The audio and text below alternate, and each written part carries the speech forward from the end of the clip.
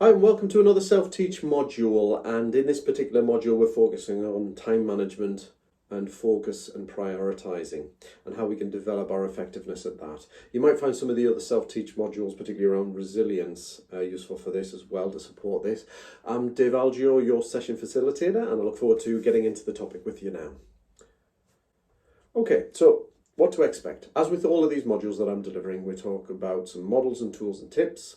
We'll talk about some reflective questions which I'll encourage you to complete. Sometimes they'll be timed, sometimes I'll encourage you to pause the video to complete them, and there'll be a PDF workbook that I suggest you download now actually to work alongside with this.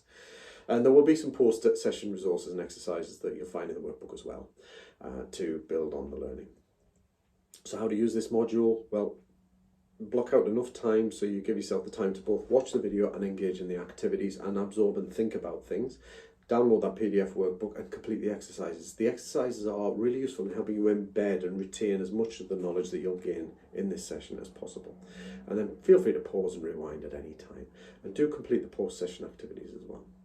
Drop into the Q&A sessions that are planned. At time of recording, there's none booked in terms of dates, but they are planned either online and or in person, where you can have an opportunity to dive a bit deeper on particular aspects of it and ask an expert.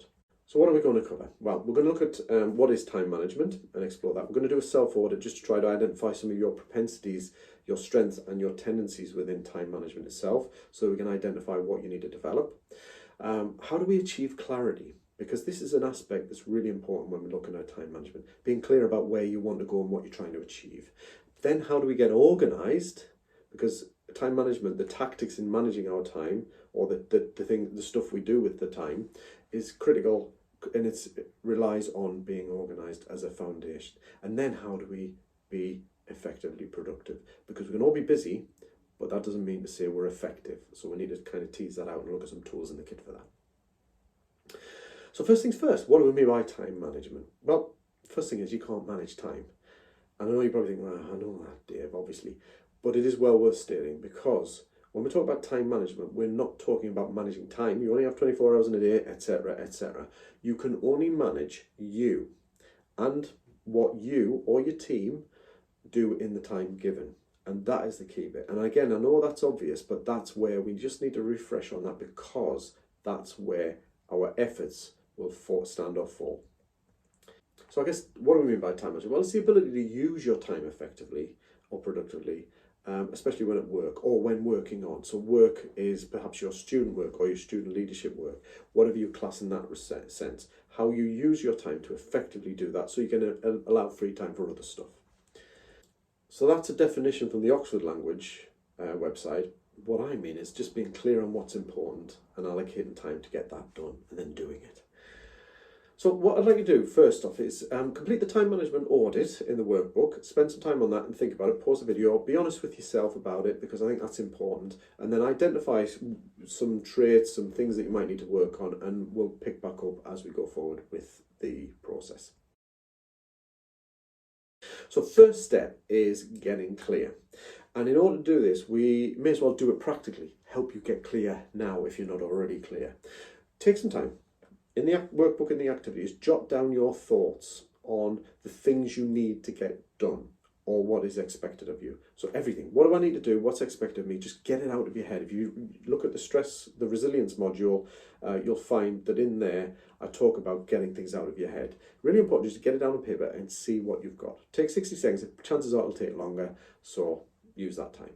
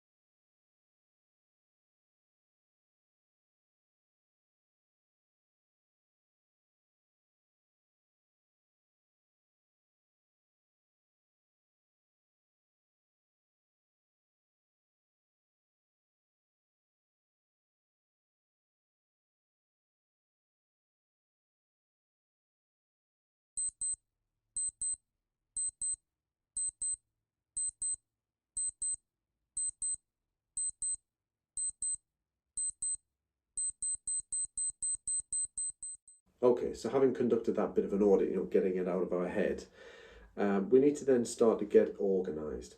And what I like to start by doing is try to understand and identify the type and context of the things we need to do. Now, what do I mean by that? Well, the type is the sort of work that you're doing. So you might be doing something that's problem solving. It might be reading as part of your study. It might be researching. It might be writing. It might be just general admin tasks. It might be relationship building or communicating and connecting with others. Each of those are different types of activity. Now that list you can sort of tailor, personalise to what works for you, but recognising there are different types of activity. And because there are different types of activity, they often mean switching into different brain modes, if you like. If I'm talking and connecting with somebody, that's a different kind of brain mode to me sitting down quietly trying to focus on reading. And it takes a bit of time to move into one and move out, and move into another and move out. If you imagine, I've got 3 laptops, say, lined up on my desk. One is for communicating, one is for writing, one is for research. Each one of those, when closed, the laptop's closed and switched off, I need to then open and boot in. And I need to do it one at a time. So I'll boot into that one, and that's my head getting into it. The time it takes to boot up is the time my brain takes, not literally, but you get the point. I then need to focus on it, then shut down to then have a clear head to move on to writing. Boot up, do the work, boot down. Boot up, do the work, boot down. And we need to recognise that, because that boot up and boot down time for our brain, that switching in and out of tasks, can often be really time consuming. And what we can often find is we're switching very quickly or trying to. And as a result, we don't get the quality of focus and attention that we need in a given time. We'll come back to that. Context, I guess, is just how we kind of allocate an area or a category to the work we do. So the context, for example, might be, well, I've got my student work. That's one area of context and category that I work in. So I'll do I might do writing, research, and some admin tasks, and etc., connecting with people in that context. Student leadership, might do some of those activities in the context of my student leadership role.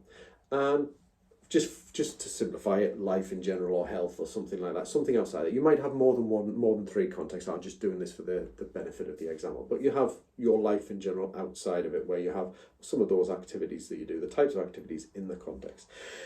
It's useful to recognise that we have different areas of life, and actually switching in and out of those can take a bit of time to adjust as well. Okay, so we've made a start in doing that, in just identifying the areas and the tasks. Now, what we need to do is just think about, well, why? Why do these activities and contexts, the types of things we do, matter? And this is where we need to identify that before we decide what gets done, we need to identify why it matters. So what I want you to do is do the activity within the workbook, but develop a bit of a vision for your life. And you may have already done this, depending on who you've engaged with, whether you've got a coach or you've had tutors that have helped you with this. But imagine yourself at the conclusion of your study at Durham. What would a successful outcome look like? Identify that, and then think about, how does that fit into a bigger picture of your life? What does this mean, and how does that contribute to the direction of your life? So think about the direction that you want to take yourself in life. Now, some of you may have that really clear. Some of you may have sort of undertaken a qualification because it was the next natural step. You've never really given a lot of thought about the life direction. I'm not talking about pinning it down into big detail. I'm just talking about having a rough idea. What would you like to experience in life in terms of the way you'd like to live it? Not necessarily what you want to be doing. Some of you may have some clear ideas about what you want to do, but that's not always necessary. It's often about, well, what would I like to be? I would like to enjoy my job. I'd like to do something fulfilling and engaging. I want it to be meaningful, and I would like it to be working with people or something like that. You start to flesh out the rough vision of what you see your future life is. And then we can start to place what we're doing now and that short vision towards the end of our qualification, our time at Durham, how that fits into it. And then that's where the second activity comes in, is get clear on your why. So review your exercise notes and consider, why is it important to you? So again, this might take a bit more time than 60 seconds, so take as long as you need. But what we're saying is, we're looking at your vision for life, the stuff that you're working on now in student role, student leadership role, other things that you do, and asking yourself, why is this important? What makes it important to me? And asking yourself the question, who says? Because sometimes we can end up taking on goals and drives that aren't our own, or because somebody else is driving us or telling us, you shouldn't do this. Expectations of others, whether it's a parent or an influential person in our life, or the culture or the environment as a whole. And I'm not saying any of that's wrong. It's just doing a check-in to say, is it valid to me and fit me? Because in order to be sustainable and effective and productive, but also enjoy a happy life, there needs to be a good buy-in from you genuinely. And so take some time to have a think about that, and ask yourself who says. And ideally, if somebody else says, check in with yourself and say, well, yeah, it's something I want. And if it's you who says, just check in that the motivation behind that who says is genuine and helpful and not cruel and driving.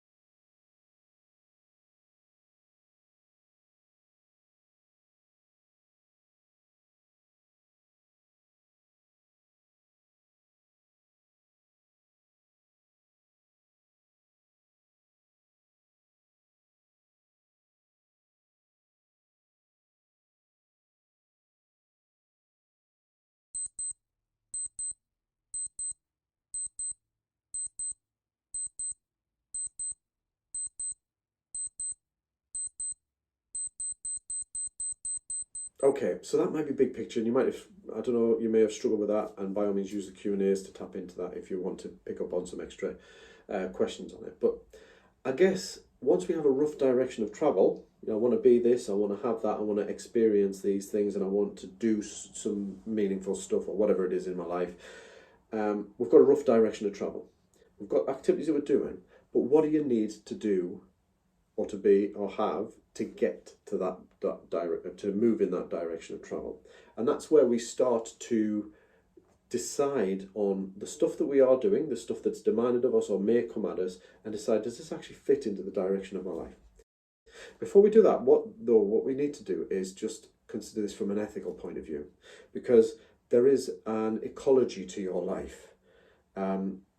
There are friends, there are family, there are loved ones, there are perhaps relationships, there are expectations from others, there are perhaps financial implications and responsibilities. And it is not about saying, well, none of it about a cold-hearted decision of just dismissing things because it doesn't fit in the direction of life. It's recognising we're part of an ecology, and if we remove one thing, there may be knock-on consequences that can impact others and or yourself in different ways.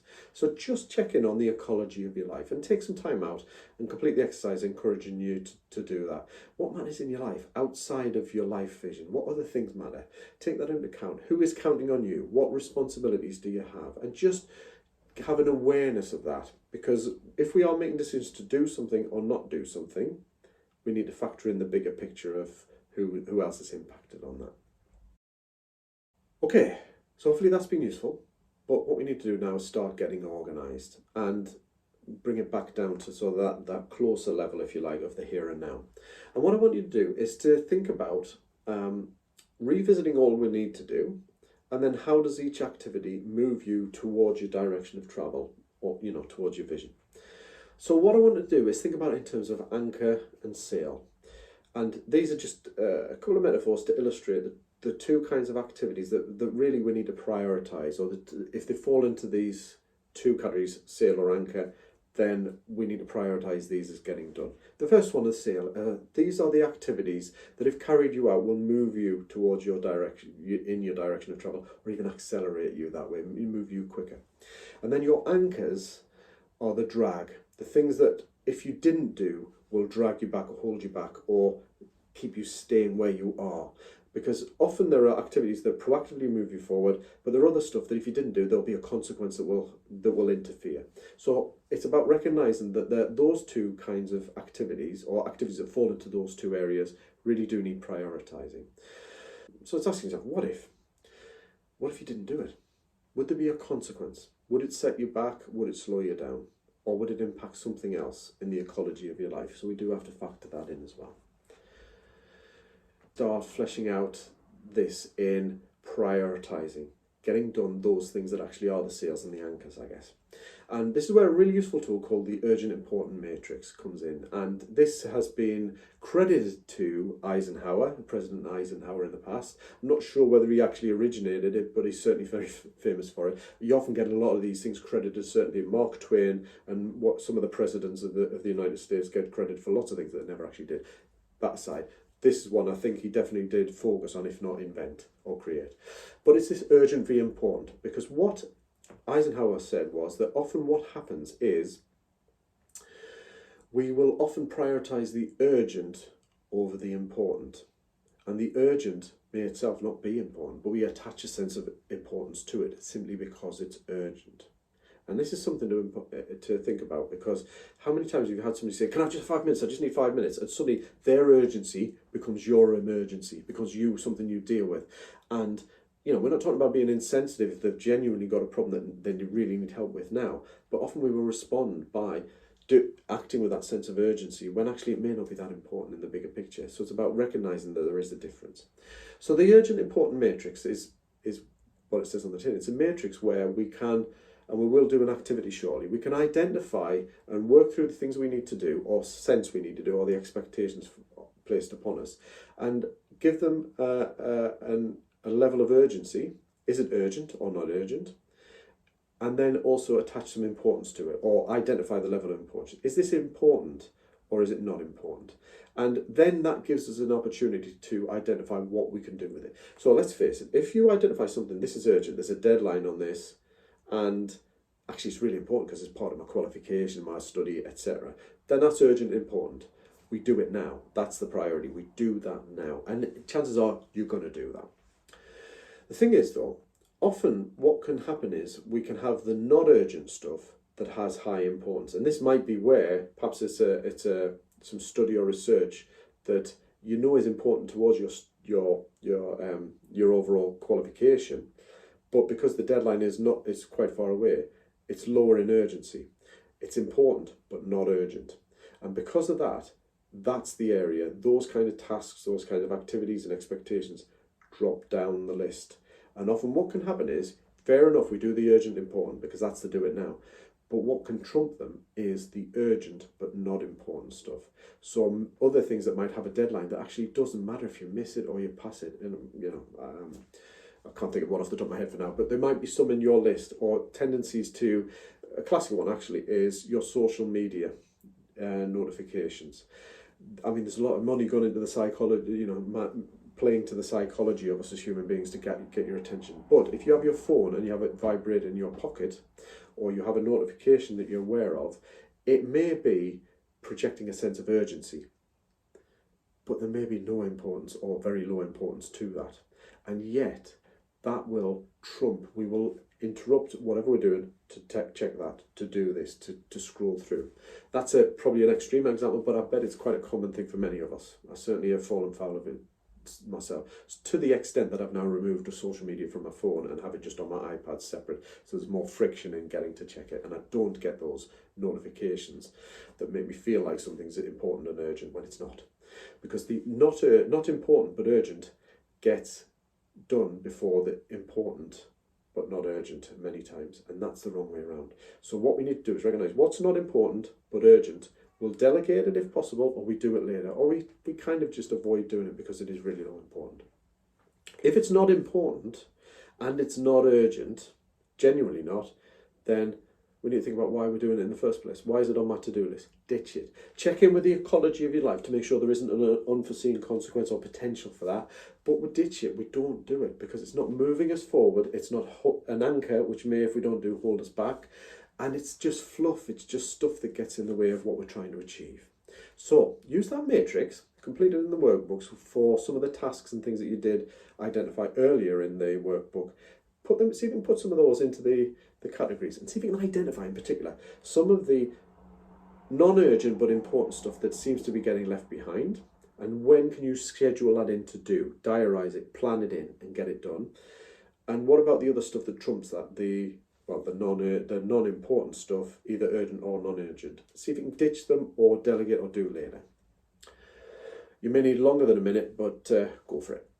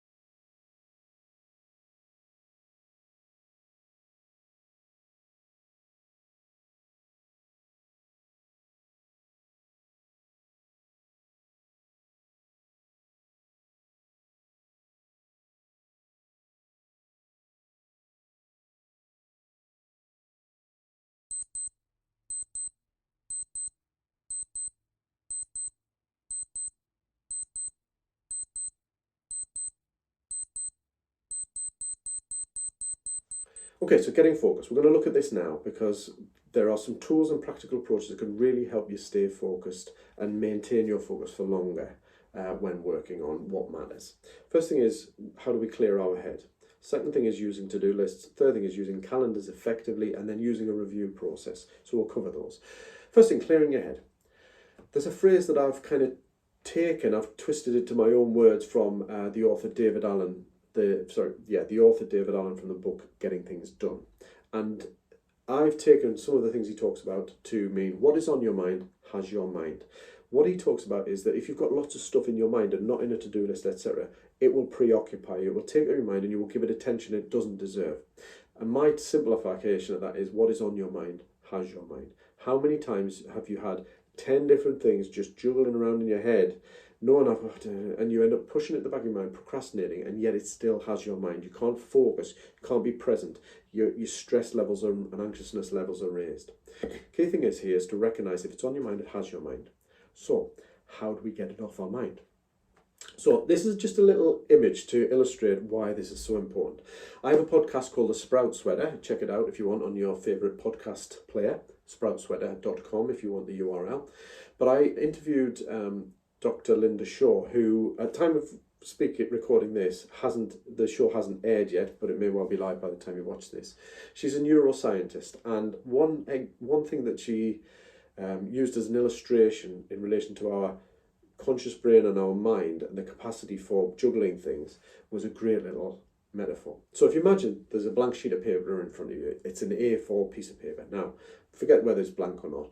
The fact is that A4 piece of paper represents your mind, your subconscious, unconscious, and your conscious mind. And when I mean conscious, what I mean is that part of your mind that you consciously activate to think about something consciously or to remember something. So if I was to give you 7 items to remember and you would have just rehearsed, right? Pen, pencil, and you were going to go through that list. It would be your conscious mind that would be activated to maintain the memory of that and keeping it in that conscious present mind rather than letting it fall out and be forgotten or file into medium to long-term memory. The rest of the paper, so we have the subconscious mind, which is that area where, it's working away. It might surface a few things and feelings and thoughts into the conscious mind to bring to your attention, but it's processing and doing stuff. If we imagine that piece of paper is your mind as a whole, your conscious mind actually represents a dot, even smaller actually than the dot I've projected on there, but you have to see it to be able to illustrate it on the screen. But it's a full stop on that piece of paper. That is your conscious mind. And think about how small that is in comparison to the rest of your mind. And actually how much we expect from it, because this is what we're talking about when we're talking about focus. How much are you trying to carry around in your conscious mind? All the to-dos, all the worries, all the things you have to do, going to say, should have said, all the past, present and future things. We're trying to keep it there and juggle it. And actually, if we're doing that, how focused and how effective can we actually be? So clearing your mind is about, one thing, getting it out of your head. Your brain these days has to juggle so much. And yes, we need to sort of let the brain take care of itself, filing stuff, decompressing and mentally filing bits and remembering stuff. We need to give it a fighting chance. We need to clear out the clutter.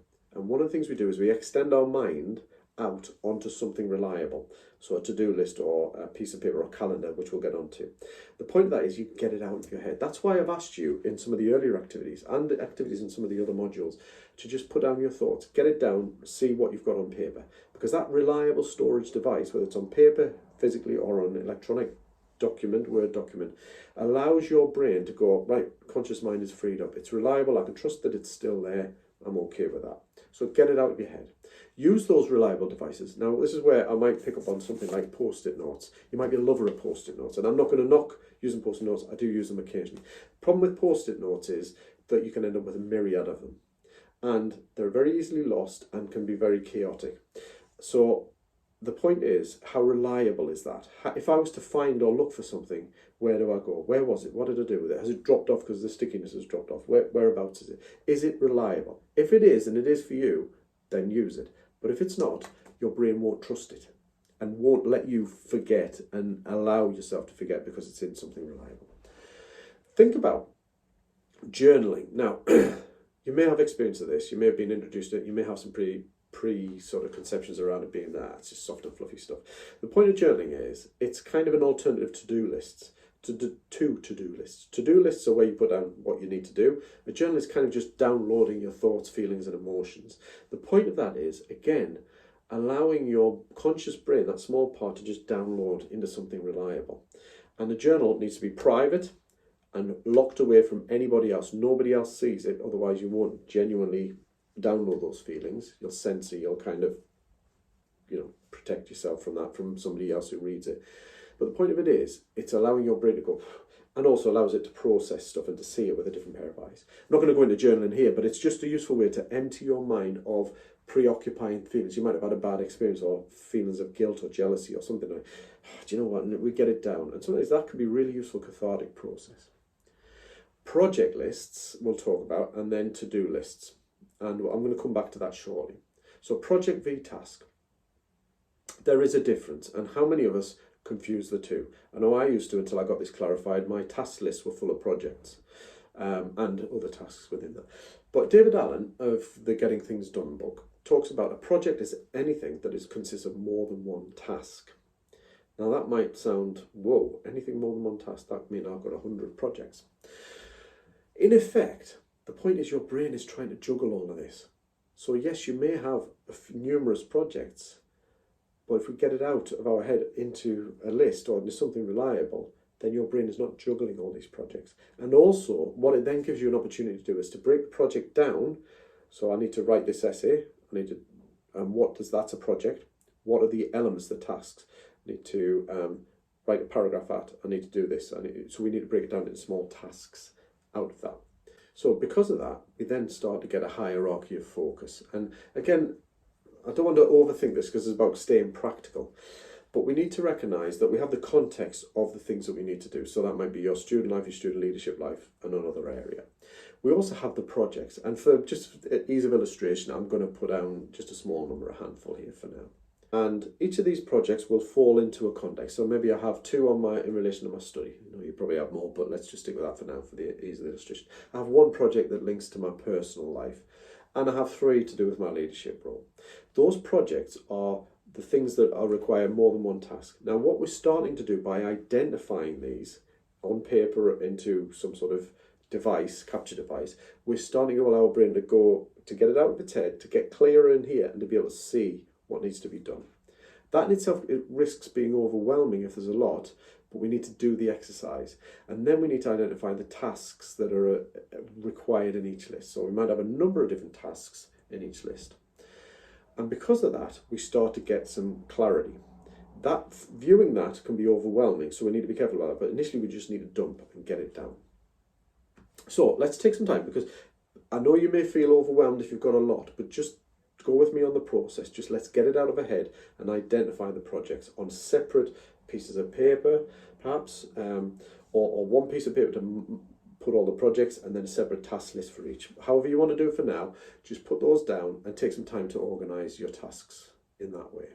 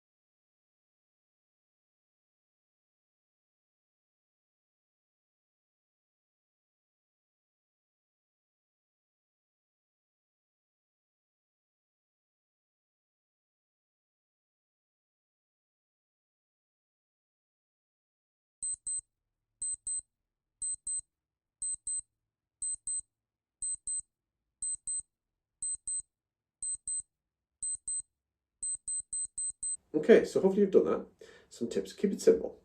Don't overcomplicate things. You might find that, yes, that strict definition that David Allen has is more than one task. You might find that a couple are so similar, so that there's only 3 or 4 tasks in each that they can go together. Keep it simple. Keep what works for you. Have no more than you need, but enough to allow yourself to be effective and focused.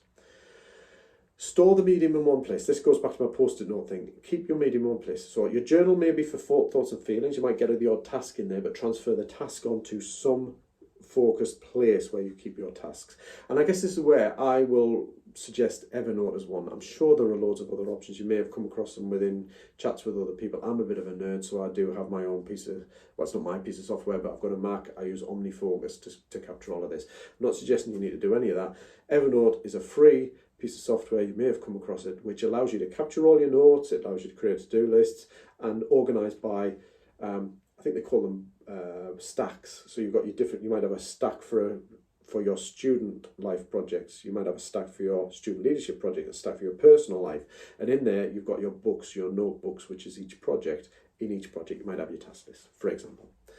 So that's an idea to suggest how you organise it. And it's not something that you may need to do now. It might be something you evolve over time. The main thing is getting out of your head and starting the process.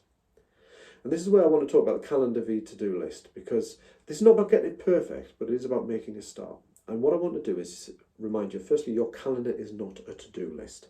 So if you are and please, if it's working for you, go with it. But I'm assuming that if you're watching this video, you're wanting to develop your skills in this and improve your focus, etc.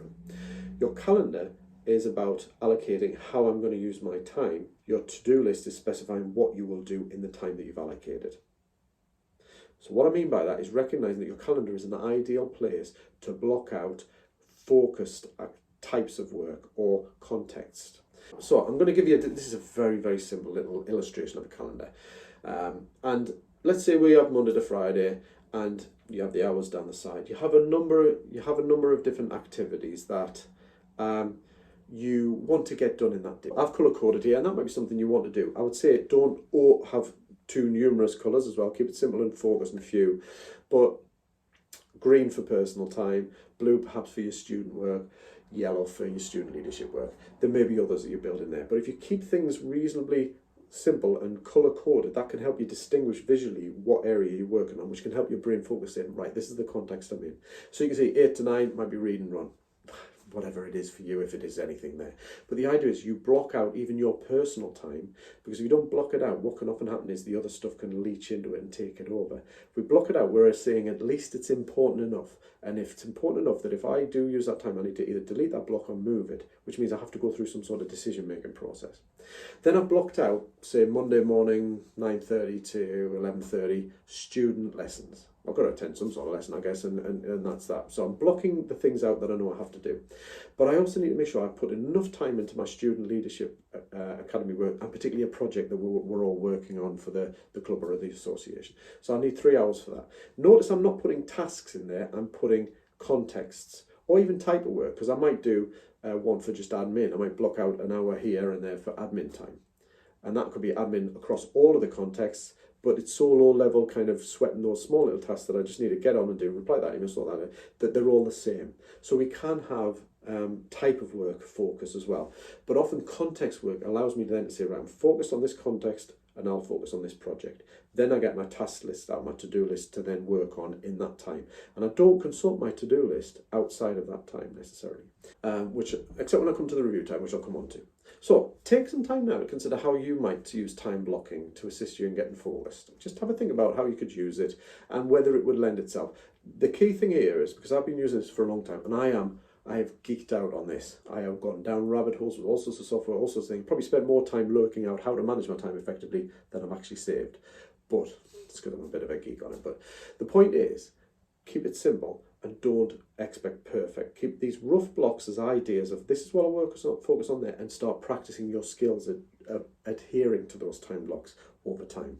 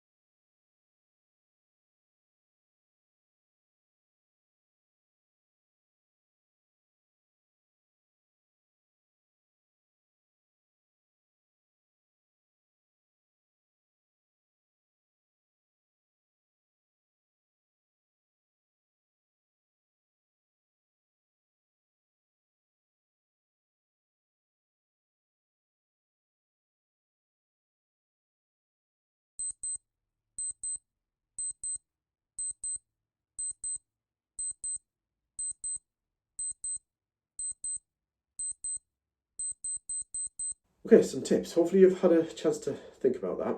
Keep it simple. You might even just want pen and paper. A page a day diary I found works wonders, or has worked wonders for years. I now use an iPad with an equivalent page a day on there for me. But that's fine, whatever works for you. Or you could use Outlook or whatever other device. Whatever's close at hand and simple and effective for you to do this. One little tip is overestimate the time required, because what we can do is end up with lots of blocks and a totally unrealistic expectation of what you can actually achieve in a given few hours or day or week. And the tendency for many of us is to overestimate how much we can achieve and we underestimate the time it will take.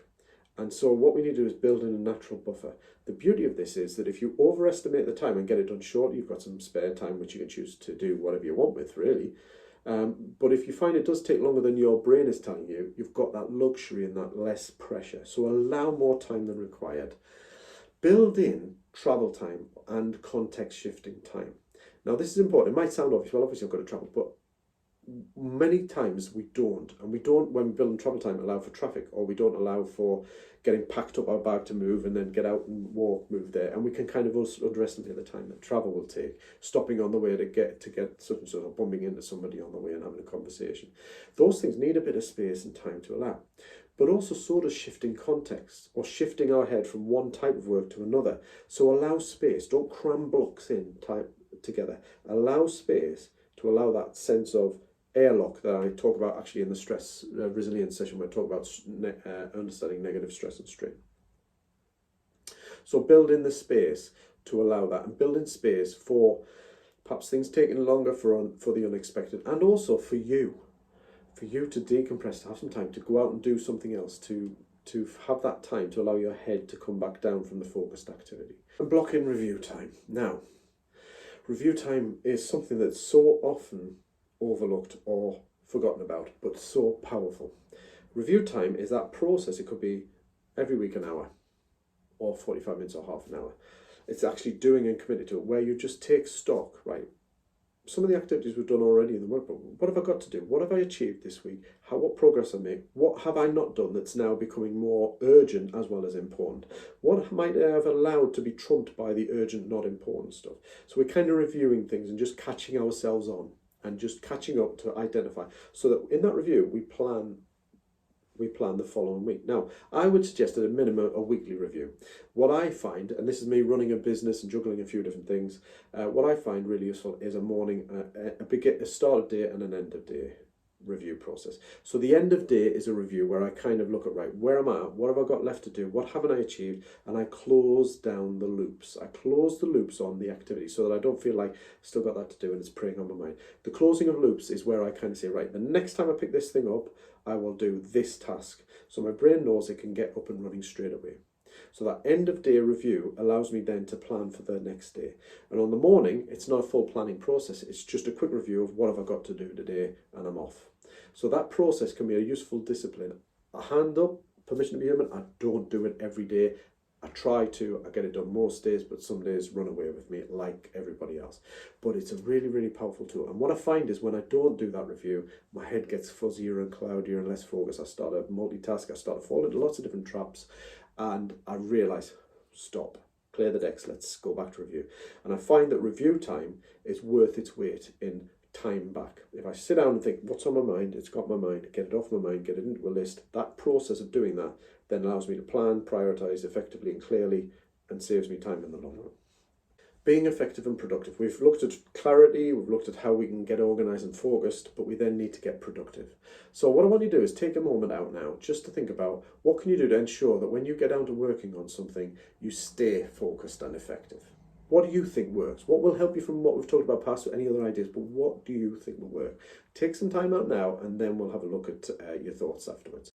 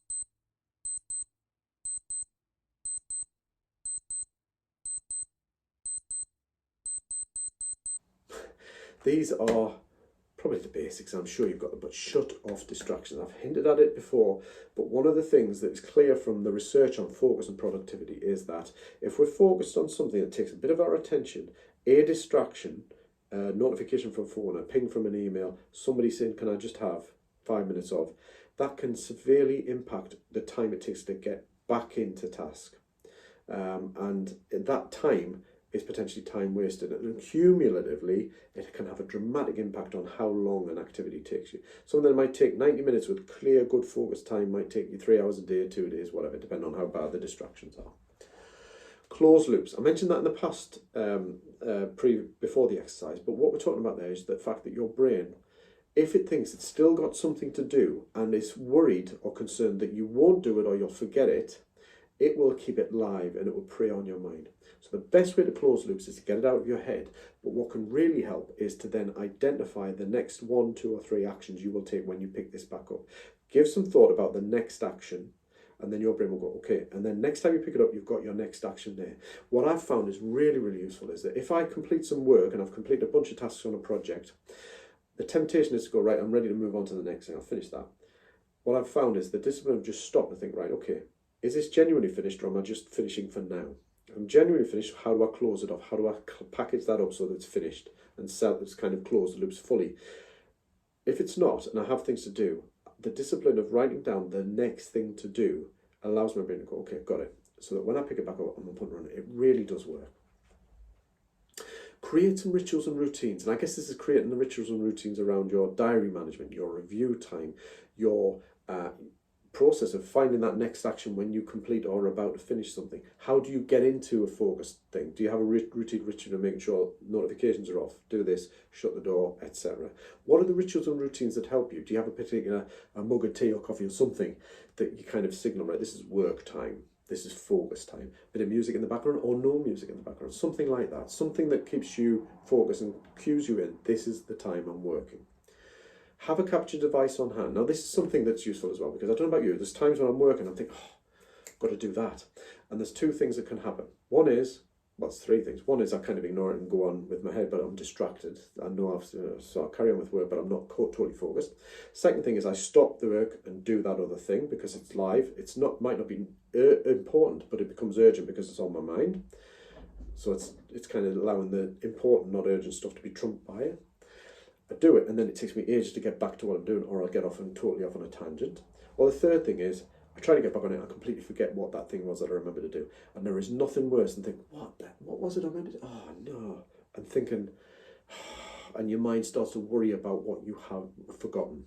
So that's where a capture device is really useful. It's just a grand term for somewhere to put that thing that you've just thought of down. So it might just be a bit of paper and a to-do list. What I often do when I'm doing workshops is I'll kind of say to people, okay, we're going to have a workshop now, grab a bit of paper and just a pen, obviously to take notes, but have a place where you can just jot things down that are on your mind as they come up, because that helps you keep your head in the game for the session and it helps you capture things so you're not preoccupied. So pen and paper somewhere. I use an app called Brain Toss. Quite like the name, to be fair, but it's about £2.49 I think at time of recording. I find it just a really useful thing on my phone that if something's on my mind, I think I might be downstairs at home because I work, my office is upstairs. Rather than coming upstairs to jot it down or finding a pen and paper, I just get my phone out, I'll type in the thing or I'll audio record it or take a picture of the thing that's reminded me, and that automatically wings it straight off to my email inbox. And then I know that it's captured, I can there when I triage my inbox later. So have a capture device allows you to capture it reliably and get back on with what you're doing with minimal distraction. And this is where the next thing is protect your time according to task intensity, because not all tasks are created equal or require equal focus. And this is where you can actually use this as a real opportunity to, if you use wisely how you protect your time, you protect your priority focus time for the priority focus tasks and allow the other not so important tasks to be done when the place is buzzing and it's full of distractions. So I like to think about this in red, amber, green traffic lights. So if you imagine a set of traffic lights, we have the red, which is about high intensity in this case. What work, in each of the contexts of your life, but what work requires focus? Requires you to, it takes time to boot up the brain, to get you into it, to get you up and running, to get you into that mode. Now for me, having recently completed my master's, it was reading, it was research, and then writing Editing, not so much an intense thing, but those three for me, and it'll be different for all of us, but those three I couldn't just sit down and get straight on with. I had to have a routine, and I found I needed longer periods of time to allow the in and the out, the boot up and the boot down, and just longer time to feel like I'm making some real progress. And what I didn't need in that time was an email notification, a phone ring, or some distraction. So when you identify something as a red task, which that was for me, what is it for you? High, you protect that time from distractions like nothing else. You, with religious fervour almost, not that extreme perhaps, but you kind of really protect it so that you have as much distraction-free time to really focus. If you get somebody coming in to say, can I have 5 minutes? You say, can I come back to you? Can I come back to you in about an hour and a half's time? And you kind of minimal distraction back to it. You don't go, okay, give us 5 minutes. You don't allow the distraction. You kind of manage it away nicely, but you deal with that. Then the amber is about that moderate level. Now for me, editing my essays was moderate level. I could take a distraction, have a conversation, because for me, I just felt like it wasn't as highly intense, didn't need as much boot up and in and out time, but I still needed attention. So I still needed to protect it. I turn off my notifications, but I could stop to take a phone call, for example. So what are the tasks that are there for you like that? And then the green stuff is the stuff that, frankly, you could do with a buzz, people chatting to you. You're not strictly multitasking, but you're able to switch in and out quite easily. The low level stuff, shredding stuff for me is nice, low cognitive load. Maybe just answering a few emails where there's nothing in there that's particularly intense. I can do that, and I can have if somebody pings me on my phone, great. Don't need me distractions or notifications turned off there. So if you think about that, what work needs the most protection? And identify, and this is the activity I want you to do in the work, but what are your red work, what's your amber work, and what's your green work? Because the green work is worth identifying, because that gives you an opportunity maybe to return to the real world and socialise with people while still doing something low-level productivity-wise, whereas the red stuff you might have to retreat into somewhere or with somebody else where you're both minimal distraction and focus. So identify those, take some time and work on that.